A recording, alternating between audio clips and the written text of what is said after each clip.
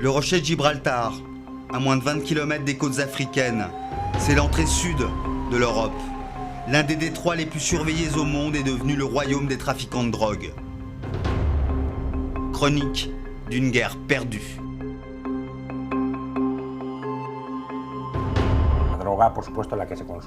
La plupart du hash, consommé en France, en Allemagne, en Angleterre, passe par ici. Des tonnes et des tonnes de drogue ruissellent des montagnes du Rif marocain. Estimation, 15 tonnes de hashish par 24 heures. Voici le Maroc et la côte espagnole. C'est une autoroute. Ceux qui vont vers la Méditerranée passent par là. Et ceux qui vont en Atlantique par ici. Il y a une ligne imaginaire qui sépare l'Espagne du Maroc.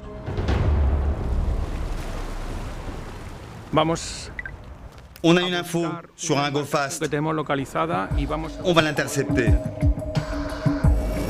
La chasse commence. L'hélicoptère de la police espagnole du commandant Bardón, un vieux briscard, est équipé de caméras ultra puissantes. Soudain, l'opérateur détecte un sillage bien particulier. L'info est bonne.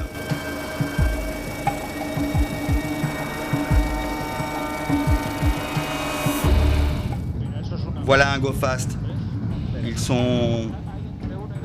Il y a au moins 1 ou 2 personnes à bord.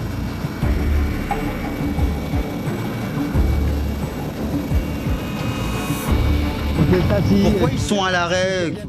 Que font-ils à votre avis?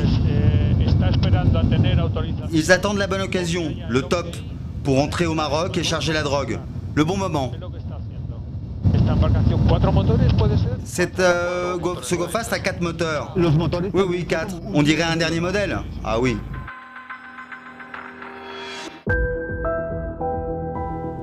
Fini le temps où les gomas, les caoutchoucs comme les appellent les narcos, effectuaient des allers-retours nocturnes entre l'Espagne et le Maroc. Désormais, les canaux forment en pleine mer de véritables camps de base autonomes. Ces intermédiaires, ou passeurs de nuit, sont équipés de tentes, ravitaillés en nourriture et en carburant par des embarcations pleines de bidons qui font office de pompes à essence mobile. Ils peuvent attendre des jours leurs instructions dans les eaux internationales.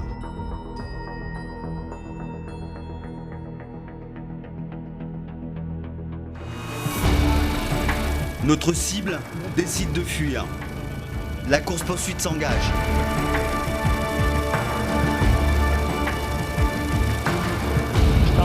Ils mettent les gaz et ils sont prêts à passer quelques jours en mer.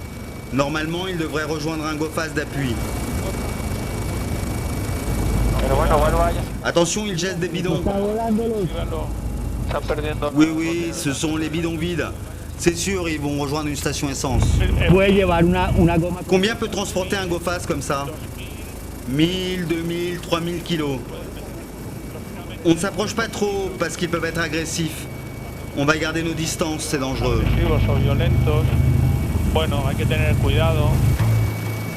Dans ce go fast, pas de drogue.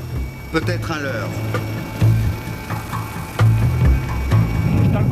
C'est en permanence. Il y en a tout le temps. Un go fast puis un autre. Beaucoup de leurres, mais ils occupent le plan d'eau. C'est inchiffrable. 2000 et encore 2000 kilos. Des milliers de tonnes. Je ne sais pas combien. Nous survolons la Línea de la Concepción, la ville des barons de la drogue. Villa avec piscine et débarcadère directement reliés à la mer. Pas de permis de construire. Dans une impunité totale, les trafiquants ne cachent même pas leur go fast.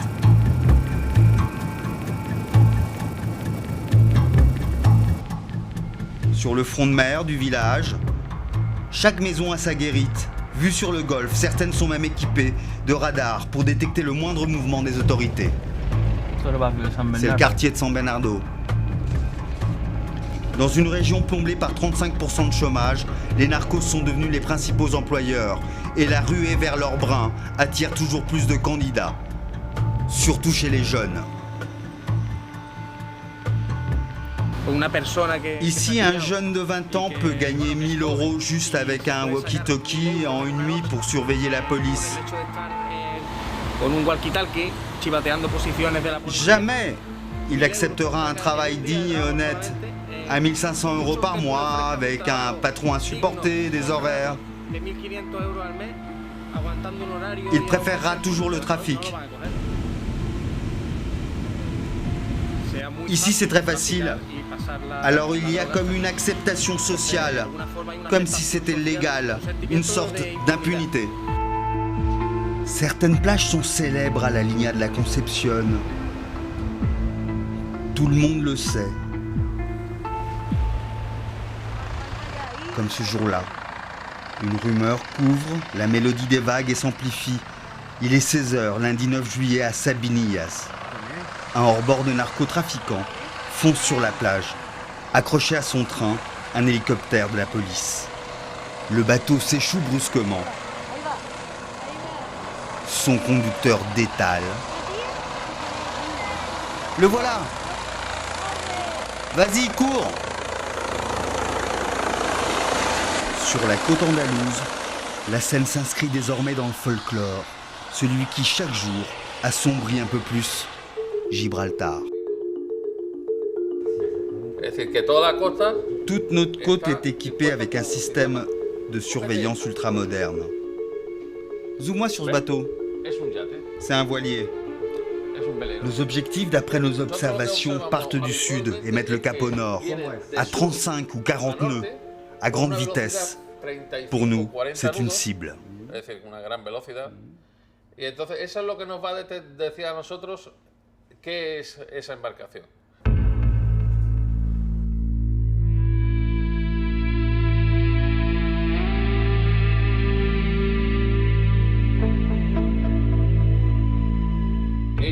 En plus, ils ont des radars ultramodernes pour nous détecter. Alors les trafiquants, quand ils nous voient, font demi-tour et retournent dans les eaux marocaines.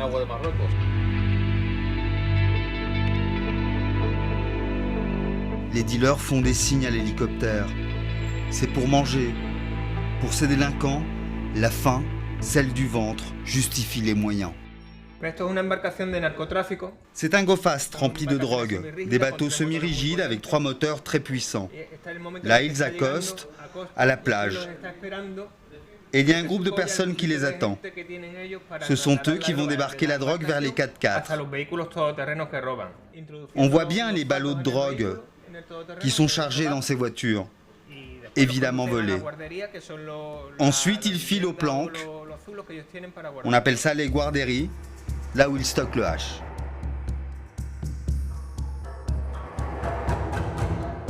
Sur ces images de surveillance, la police va détecter un réseau. Sur cette affaire, nous les avons suivis jusqu'à leur planque, afin de défaire tout le réseau. Notre but, c'est la guarderie, la planque, et on fera tomber tout le monde impliqué.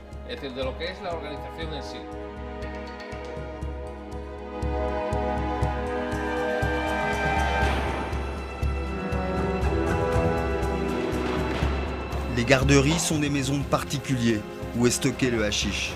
Police!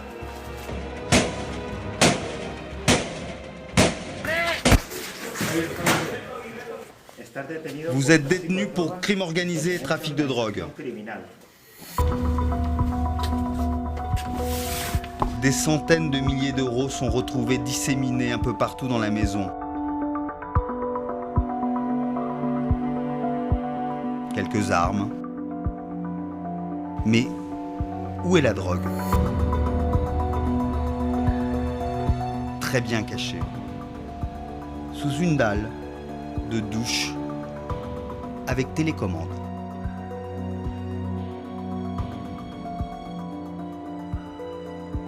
Une centaine de tonnes de hashish sont découvertes dans le sous-sol de la villa.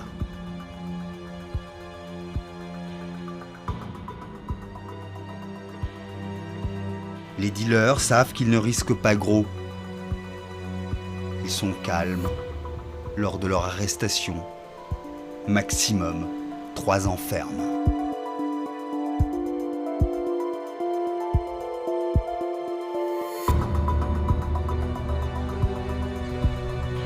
À la Línea de la Concepción, on ne sait plus où stocker les centaines de go fast saisis chaque année. Une guerre perdue pour le procureur général? Ce n'est pas une guerre perdue, mais c'est une guerre longue.